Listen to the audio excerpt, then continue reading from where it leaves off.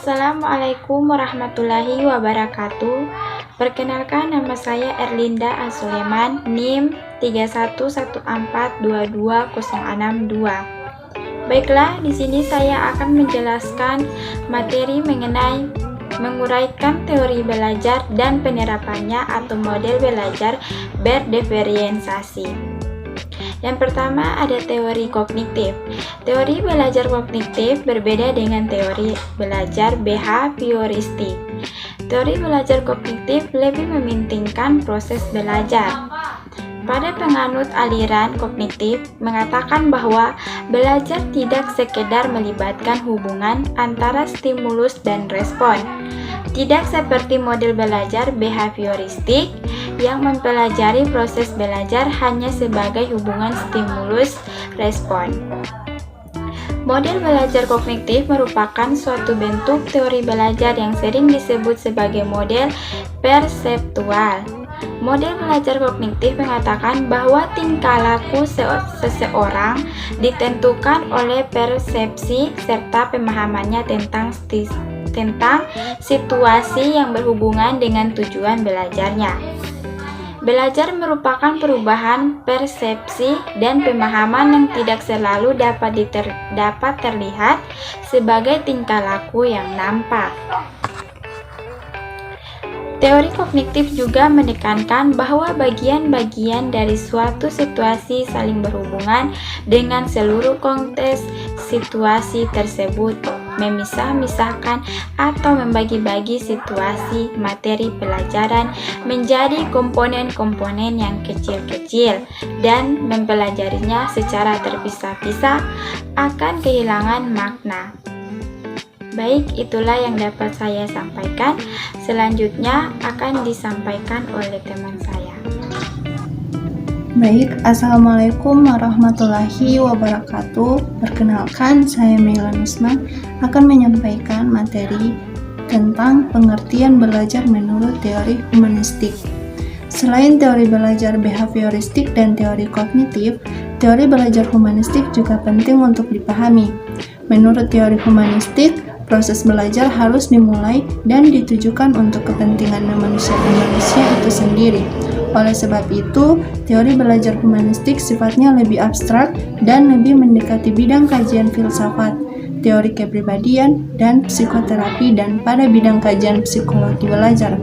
Teori humanistik sangat mementingkan isi yang dipelajari daripada proses belajar itu sendiri. Teori belajar ini lebih banyak berbicara tentang konsep-konsep pendidikan untuk membentuk manusia yang dicita-citakan, serta tentang proses belajar dalam bentuknya yang paling ideal.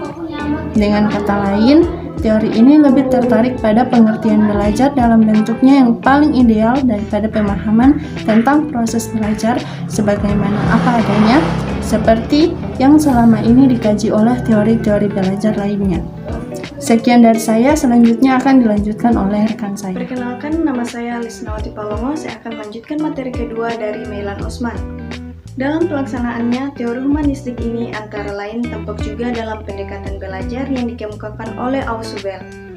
Pandangannya tentang belajar bermakna atau meaningful learning, yang juga tergolong dalam aliran kognitif ini, mengatakan bahwa belajar merupakan asimilasi bermakna. Materi yang dipelajari diasimilasikan dan dihubungkan dengan pengetahuan yang telah dimiliki sebelumnya.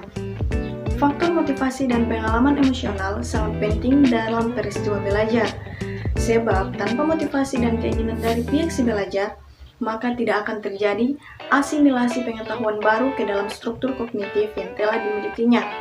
Teori humanistik berpendapat bahwa teori belajar apapun dapat dimanfaatkan asal tujuannya untuk memanusiakan manusia, yaitu mencapai aktualisasi diri, pemahaman dini, serta realisasi diri orang yang belajar secara optimal. Baiklah, saya akan melanjutkan materi dari teman saya. Kita masuk pada bagian proses belajar menurut teori konstruktivistik. Pada bagian ini akan dibahas proses belajar dari pandangan konstruktivistik dan dari aspek-aspek belajar, peranan guru, sarana belajar, dan evaluasi belajar. proses belajar konstruktivistik secara konseptual, proses belajar jika dipandang dari pendekatan kognitif bukan sebagai perolehan informasi yang berlangsung satu arah dari luar ke dalam diri siswa, melainkan sebagai pemberian makna oleh siswa kepada pengalamannya melalui proses asimilasi dan akomodasi. Baiklah, saya akan melanjutkan materi dari teman saya. Tidak dilakukan secara sendiri-sendiri oleh siswa, melainkan melalui interaksi dalam jaringan sosial yang unik, yang terbentuk baik dalam budaya kelas maupun di luar kelas.